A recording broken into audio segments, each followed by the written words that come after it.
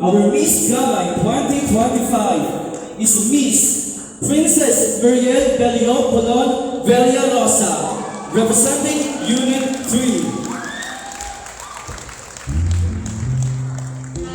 From the bustling heart of Metro Manila, we warmly welcome Princess Mariel Bellion Colon Villarosa, a young lady whose charm and vibrant personality reflect the promise of a bright future.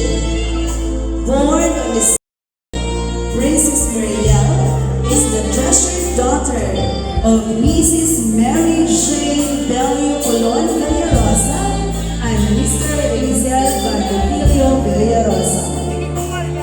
Though young in years, she carries herself with confidence and grace, embodying the values of love, respect, and determination instilled by her family. As a proud representative in Miss Gamay 2025 and our Miss Gamay 2025, Princess Mariel brings youthful energy and a heart full of dreams. Her presence on this stage reminds us that beauty is not only seen but felt in kindness, in courage, and in the joy of being true to oneself. Presenting to you the representative of Unit 3, our Miss Gamay 2025, Miss Princess Mariel Bellion Colon Villarosa. Down. Center beach is center.